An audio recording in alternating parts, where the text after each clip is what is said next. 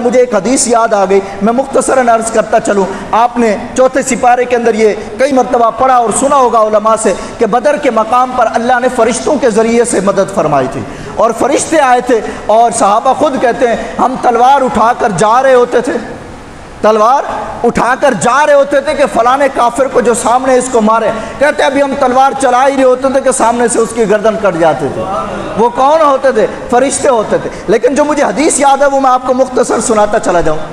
حدیث مبارکہ کا مفہوم ہے، کہتے ہیں نبی پاک علیہ الصلوۃ والسلام نے نماز کے اندر تھے، اور صحابہ کرام بھی نماز کے اندر تھے۔ کہتے ہیں نبی پاک علیہ الصلوۃ والسلام نے نماز کے اندر مسکرائے۔ آواز نہیں آیا۔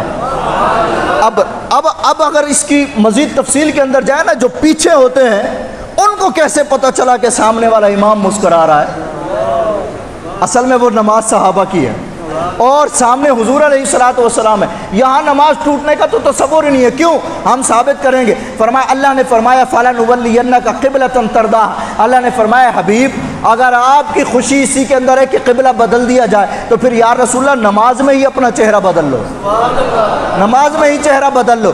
آپ کسی بھی حدیث کو اٹھا کر دیکھیں، کہیں یہ نہیں لکھا ہوا کہ حضور پہلے بیت المقدس کی طرف منہ کر کے نماز پڑھ رہے تھے، 2 رکعتیں ہو چکی تھی، پھر 2 رکعتیں ادھر قبلے کی طرف منہ کر کے یعنی بیت اللہ کی طرف منہ کر کے نماز ادا کی۔ ایسا نہیں ہوا کہ 2 بعد میں اور پڑھ لی، بلکہ 2 ادھر ہو گئی 2 ادھر ہو گئی، نماز بھی نہیں ٹوٹی، نماز بھی مکمل ہو گئی، نماز بھی مکمل ہو گئی۔ تو کہتے ہیں کہ حضور علیہ الصلوۃ والسلام مسکرائے۔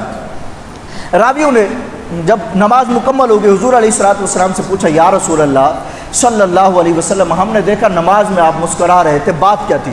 نبی پاک علیہ الصلوۃ والسلام نے ارشاد فرمایا کہ روح امین، حدیث کے الفاظ ہیں، روح امین یہاں سے گزرے اور میں نے دیکھا کہ بدر کے غبار ان کے پروں کے اوپر تھی۔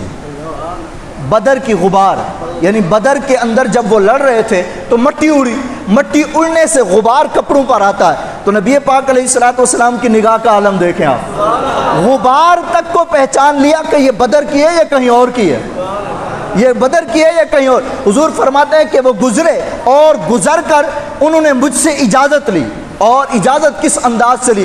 بڑے ایک پیارے علامہ صاحب نے جب اس حدیث کو بیان کیا تو ان کا انداز یہ تھا کہ وہ یوں کہہ کر، جب بندہ کسی کی مدد کے لیے آئے نا اور مدد کر کے واپس جانے لگے تو یوں کہے کہ حضرت اب اجازت ہے، آپ کا کام ہو گیا، اب اجازت ہے ہم جائیں، آپ کی مدد کے لیے آئے تھے نا تو آپ کا کام ہو گیا، اب ہم جائیں۔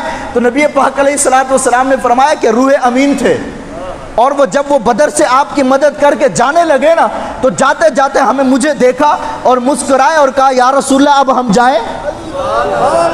آئے ہائے اب ہم جائیں یا رسول اللہ، اب تو سب کو ختم کر دیا، اب اجازت ہے؟ تو حضور فرماتے ہیں میں نے مسکرا کر جواب دیا ہاں اب جاؤ، اب کام ہو گیا ہے۔ تو پھر کیا اللہ اب محبوب کی خوشی کے لیے سب کچھ کرتا ہے؟ اگر فاطمہ رضی اللہ عنہ کی چکی چلانے کے لیے فرشتوں کو بھیجا تو یہ بھی حضور کی خوشی کے لیے بھیجا، کیونکہ فاطمہ کی خوشی میں حضور کی خوشی ہے۔